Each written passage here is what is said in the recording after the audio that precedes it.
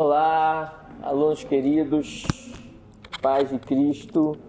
Hoje faremos o questionário, correção do questionário da lição Deus, que vocês aí com certeza responderam, vão ganhar ponto.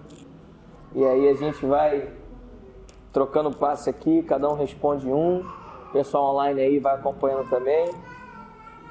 E vamos começar com uma oração agradecendo a Deus. Pai, obrigado por mais essa oportunidade de estarmos na Tua casa, Senhor, de podermos estudar, aprender mais de Ti, Tu que és o motivo, Senhor, da nossa vida, o motivo maior de tudo que fazemos, de tudo que queremos, de tudo que pensamos. Que Tu realmente ocupa esse lugar no nosso coração, recebe toda a honra e toda a glória em nome de Jesus. Amém. Muito bem, meus amigos, vamos lá. Vamos começar aí com as perguntas. Todos fizeram, que eu sei. Primeira pergunta, questionário, lição Deus. Dona Bia, você que está aqui na frente. Qual o nome pessoal de Deus? Qual foi a sua resposta? Eu sou. Muito bom. O nome pessoal de Deus, eu sou. Claro que poderia ter dado mais informações, mas está correta a tua resposta, né? Representado por 4 letras, Y, H, VH, traduzida em nossas Bíblias como Jeová. Mas está correta a tua resposta, tá? Vamos lá, segunda pergunta, Dona Luciana. Por que não devemos usar o nome do Senhor em vão? Cite pelo menos 2 razões. Porque o nome de Deus é santo. O Senhor Deus é santo e a Bíblia diz que é pecado. É um descaso com a santidade e a grandeza do Senhor. O Senhor não terá como inocente quem tomar em vão o seu nome. Êxodo 27. Muito bom, muito bom.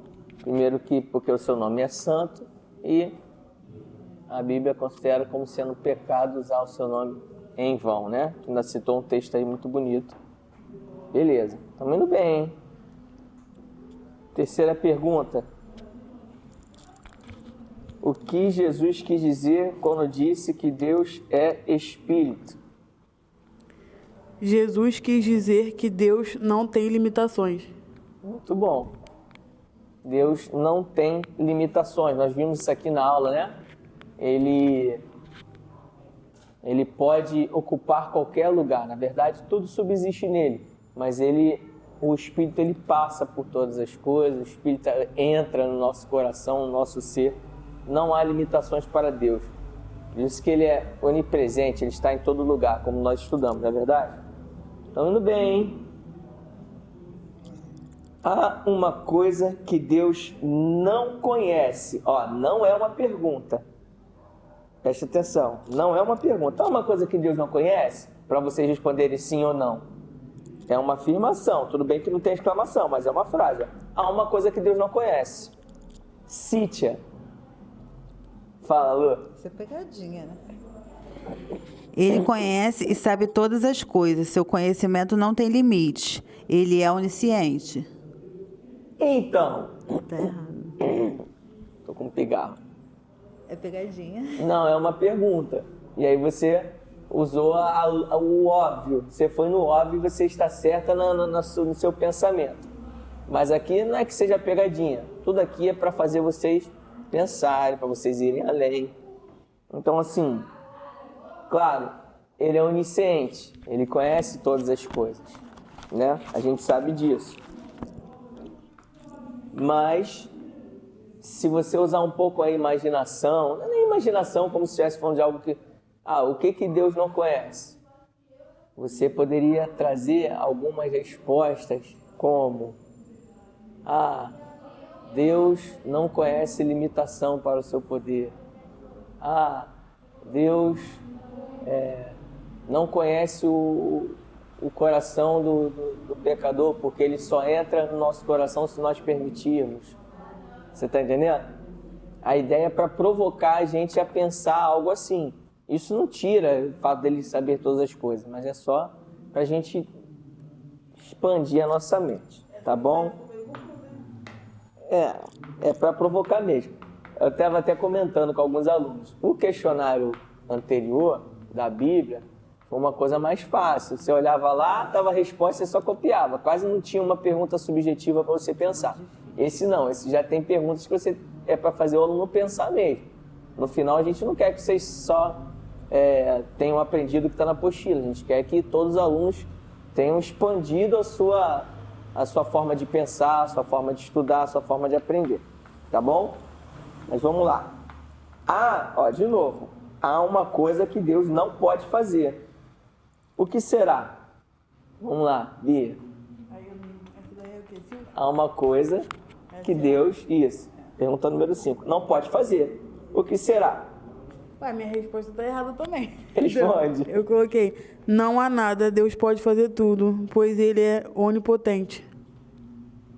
Vocês foram no lógico da resposta aqui. Vocês não estão errados, vocês foram no óbvio da resposta. Mas aqui a provocação não é uma pergunta, como eu falei.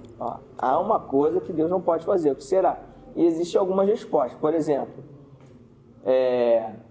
mandar um pecador para o inferno. Deus não manda ninguém para o inferno. Pelo contrário, Ele está oferecendo a salvação a todos. Quem vai para o inferno? Ele mesmo que nega a salvação. Então Ele mesmo fala, não, eu não quero ir para o céu, eu quero ir para o céu. Deus não está mandando para o inferno. Está entendendo?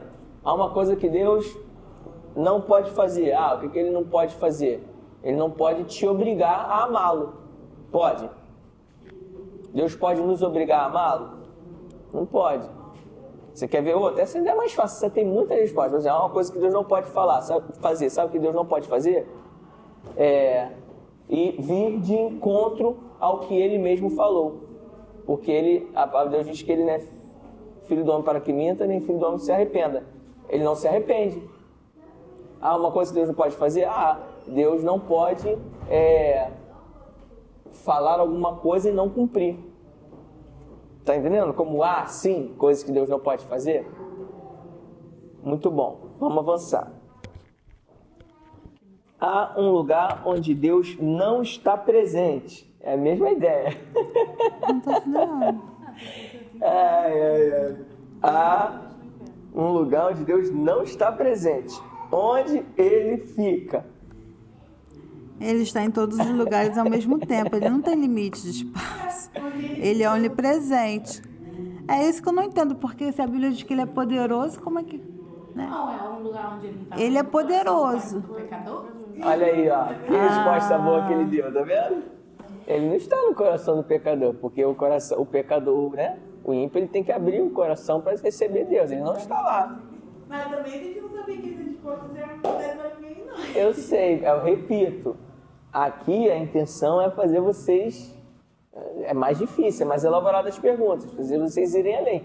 Por exemplo, há uma coisa um lugar onde Deus não pode, né? Onde Deus não está presente. Aonde? No coração de Satanás. Tá entendendo? As respostas... aqui é uma provocação para que... Agora que eu falei, rapidinho, surgiu respostas, né? O Vitor surgiu uma resposta ali, correta. Então, tudo aqui é uma provocação, tá?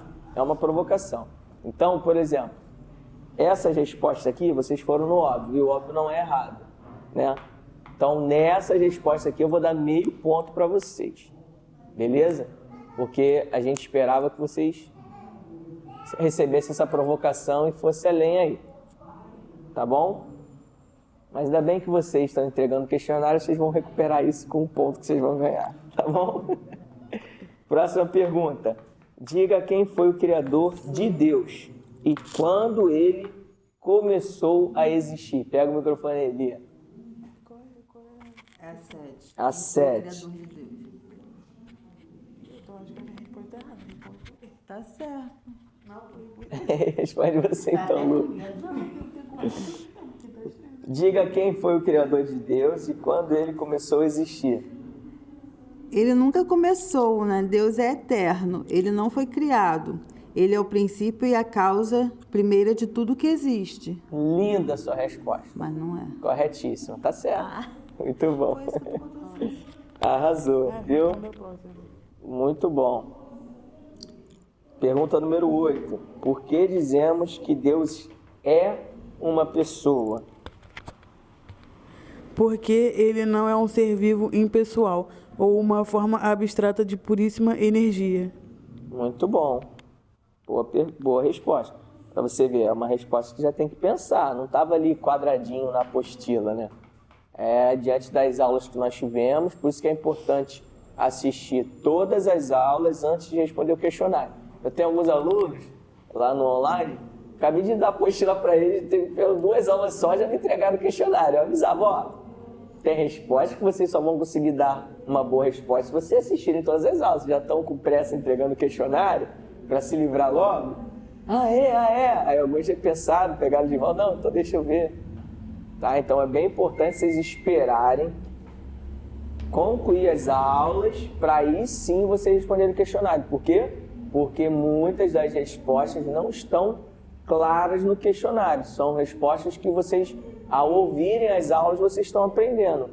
Que a gente não está apegado só ao conteúdo que está no questionário, é muito pouco. Nossas aulas, o Espírito Santo vai nos conduzindo e a gente vai falando de muitas coisas, né? A gente sempre vai além. Senão nem precisava de aula, só dava apostila para vocês e pronto. Então, espere. Próxima pergunta. O que a Bíblia quer dizer quando diz que Deus é santo?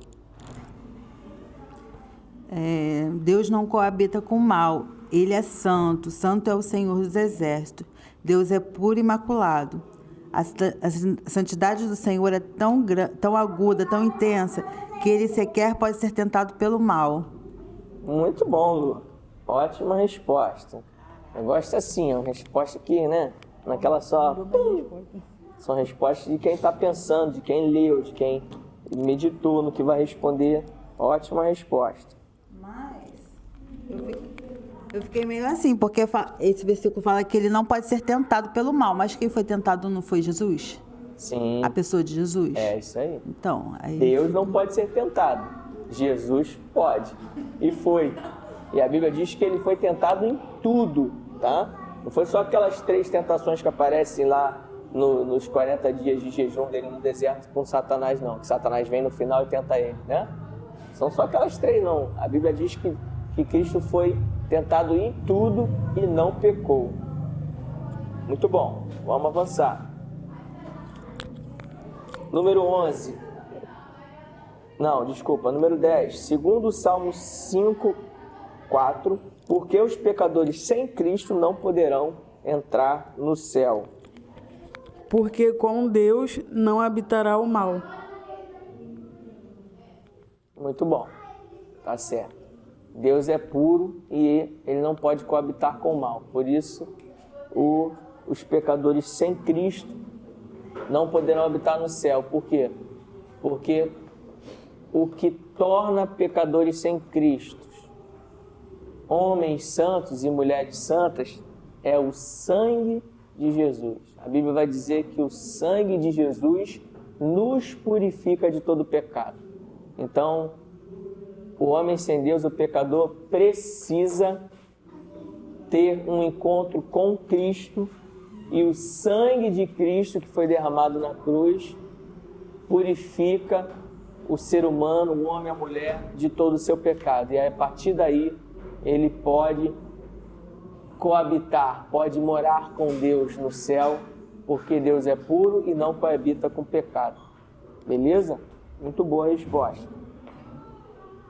Número 11. Em que coisas Deus é imutável? Deus ele não muda, ele não se transforma, ele não está sujeito a alteração alguma. Deus é o mesmo em sua natureza, em seus propósitos. Ele continua nos amando, cumprindo sua palavra verdadeira e continua abominando o mal. Muito bom. Em sua natureza e propósito, né? Uma resposta menor. Você foi além. Muito bom, Lu. Quando vai além assim, a gente fica mais alegre ainda. Aí merece 2 pontos. Resposta, pergunta número 12. Se Deus é amor, por que então ele manda pessoas para o inferno? Olha que pergunta. Se Deus é amor, e ele é, Por que então ele manda pessoas para o inferno? Não, essa pergunta aí foi difícil. Tem que A pensar. gente ficou debatendo, foi vai. difícil. Deus não manda ninguém para o inferno. Ainda que pequemos, Ele nunca nos deixa de nos amar. É o pecado que nos afasta de Deus. Nossas escolhas nos levam a caminhos errados. Maravilhoso. A gente até falou aqui um pouco antes, né? Quando falou do sangue de Jesus que liberta, purifica de todo pecado. Deus não manda ninguém para o inferno. É uma das respostas lá do o que Deus não pode fazer. Mandar as pessoas para o inferno. Ele não manda. As pessoas optam por negar a salvação, que é de graça, que a gente não precisa fazer nada, Cristo já fez tudo por nós. É só aceitar e a partir daí viver com coerência daquilo que você está aceitando, né? Você viver uma vida coerente com a palavra de Deus, a obediência a Deus, mas a salvação ela é de graça, ela é por graça. E as pessoas que negam, elas escolhem ir para o inferno, não é Deus que manda para o inferno, né? Não é verdade? Então é isso, muito bom. Próxima pergunta. 13. Qual a pessoa que Deus mais ama no mundo? Eu botei o mundo, porque Deus amou o mundo de tal maneira que deu seu Filho único para a salvação de todos. Ninguém tem amor maior que este. Você até falou algo que é verdade, mas não é a resposta. A pergunta é, qual a pessoa que Deus mais ama no mundo? Alguém quer responder aí? É uma pessoa só? Não me faça a pergunta, sou eu que estou fazendo a pergunta. Qual a pessoa que Deus mais ama no mundo? A gente. A gente não é uma pessoa. Nós. A igreja, Nós não é uma pessoa, não? Nenhuma. Porque Deus ama todos igualmente. Deixa Essa pergunta, qual a pessoa que Deus mais ama no mundo? Aí você responde, nenhuma. Porque Deus ama todos igualmente. A gente já falou muito sobre isso aqui. O amor dele é igual para com todos. Deus ama o assassino da mesma forma que ama o pastor. Não tem quem ele ame mais ou ame menos. Por isso não há nada que você possa fazer que vai fazer Deus te amar mais. Nada que você faça de bom. Mas também não tem nada que você faça de ruim que vai fazer ele te amar menos. Porque o que é a definição de misericórdia? Ele é fiel ao seu amor. O amor de Deus para conosco independe do amor que ele recebe como reciprocidade. Ele decidiu nos amar, por isso ele nos deu o seu melhor. E ele nos amou quando nós éramos ainda pecadores, a Bíblia vai dizer. Ele nos deu Cristo o seu melhor, nós sendo pecadores. Hoje a gente está na igreja, está vivendo uma vida de santidade, buscando ser como Cristo, aí a gente até pode se achar digno do amor dele. Mas a Bíblia diz que ele nos amou antes, quando nós desdenhávamos de Deus, quando nós não queríamos saber dele. E ele já nos amou. Então o amor dele, ele é fiel ao seu próprio amor. Essa é a definição de misericórdia. Então ele ama a todos igualmente. E a pergunta é, quem Deus ama mais? Não é isso? Ó.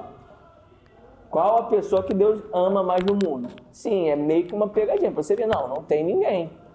A resposta é nenhuma, porque ele ama a todos igualmente. Beleza? Ficou claro? Quantos deuses existem na Trindade de Deus? Quantos o quê? Quantos deuses existem na Trindade de Deus? Um só. Muito bom, Larissa. Ela respondeu meio assim, ó. Explica é péssimo, né? Explica e desmonta. Ah, não. Um Deus pode. Agora é outra pergunta. Pergunta número 15. E quantas pessoas existem na Trindade? Nenhuma. Responde no microfone. Nenhuma. Péssimo. Quem mais se arrisca aí com essa resposta? Você fez o questionário, Larissa? É levada. A pergunta. Quantas pessoas existem na Trindade? 3 pessoas distintas. 3 pessoas distintas. A saber, fácil. 3 pessoas distintas. A saber, Deus Pai, Deus Filho e Espírito Santo. Mas aí Deus você Pai, respondeu a próxima Deus pergunta. Filho, Deus Espírito Santo. Muito bom. Essa é a resposta da próxima. Não. E quantas pessoas existem? 3 pessoas, Pai, Filho e Espírito Santo. A próxima é: em que áreas Deus opera o seu poder? Quem vai responder essa? Em que área Mas como assim? Deus opera o seu poder? Tá lá no questionário. Que área dos 3? Não é para vocês responderem assim aleatoriamente. Estava no questionário. Se vocês não fizeram a apostila, vocês não vão conseguir responder. Vocês não leram a apostila. Vocês leram a apostila. Vocês têm que ler a apostila. Essa é uma que estava na apostila. Fácil de responder. Em que áreas Deus opera o seu poder? Deus opera seu poder em 3 áreas distintas: na criação, no domínio e na salvação do homem pecador. Muito bom, Luciano. Parabéns, porque você leu a apostila e teve todo o carinho e cuidado de responder o questionário, viu, Lu? Parabéns pra você, Lu.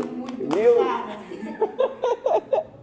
Não chegou aqui agora e quer responder assim, por inspiração na hora, quer acertar, entendeu? Pergunta número 17, já estamos acabando. Quais são as suas dúvidas neste estudo? Quem aí respondeu alguma dúvida ou todos falaram que nenhuma dúvida? Tá com dúvida, Larissa? Vocês tiveram alguma dúvida nesse estudo? Não? Teve, Lulu? Tá batendo a mãozinha. Eu tenho não, mas agora depois que você falou dessas que não era pergunta, da onisciência, onipresença e onipotência, eu fiquei... Não, vamos lá. Vamos voltar então, para tirar suas dúvidas, né? Porque quando nós demos as aulas aqui, falando sobre onisciência, onipresença e onipotência, até a frase é isso, né? Oni, único poder, todo poder. Oni é todo. Todo poder, toda ciência e toda presença em todo lugar, tá? Mas aqui são perguntas para fazer vocês abrirem a mente. E aí a dica da pergunta é justamente que ela não tem um ponto de interrogação. Há uma coisa que Deus não conhece. Cite-a. Não está te perguntando, uma coisa que Deus não conhece? Você fala, não, Deus conhece todas as coisas, que Ele é onisciente, tá entendendo? Vocês foram no óbvio, no claro. Mas se você for perceber, não tem uma pergunta aqui, tem uma afirmação. Uma coisa que Deus não conhece. Cite-a. É para fazer vocês pensarem, o que Deus não conhece? Aí você começa a pensar, tá? Deus não conhece o pecado. Deus conhece o pecado? Deus não conhece o pecado. Ele nunca pecou. Então existem respostas, tá entendendo? Há uma coisa que Deus não pode fazer. O que será? Obrigar que os seus filhos os amem. Ele não fez isso desde a criação. Ele não obrigou Adão a obedecê-lo. Obrigar seus filhos a obedecer. Obrigou? Não, ele orientou. A palavra de Deus diz assim, que Deus vira para ele e fala assim, existem 2 caminhos. O de vida e o de morte. Aí ele diz assim, escolha, pois, a vida para que viva. Ele está orientando, mas ele não te obriga a escolher o de vida. Por isso que ele não manda ninguém para o inferno.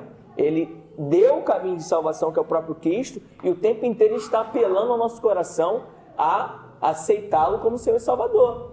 Somos obrigados? Ele nos obriga? Não. Então, há uma coisa que Deus não pode? Nos obrigar a amá-lo, nos obrigar a aceitar a salvação de Cristo. Ele não pode. Entendeu, Lu? Então, tem uma resposta. Isso não tira a onipotência dele. Ele pode todas as coisas, mas ele não faz isso porque isso contrariaria a sua própria natureza de amor. Tá entendendo? Então, a outra. Há uma coisa... Há um lugar onde ele não está? Não, ele está em todo lugar. Na verdade, tudo subsiste nele. Nós lemos esse texto. Porque dele, por ele, para ele são todas as coisas. Tudo que foi feito veio dele. Então, se for responder no óbvio, é lógico que não há nenhum lugar que ele não esteja presente. Mas agora, se você for pensar, sim, há um lugar que ele não está presente. Ele não está presente no coração de Satanás. Ele não está presente no coração de quem não vive, não abriu o seu coração para que ele habite lá. Porque a gente não aprende que a conversão é abrir o coração e deixar Deus morar no nosso coração, e Ele vai limpando e vai tratando nossas, né? Vai gerando uma natureza nova crística dentro de nós. Então sim, é um lugar onde Ele está. Ficou claro? Então tá bom, não podemos ter nenhuma dúvida aqui. Pelo menos se tivermos, a gente vai procurar responder.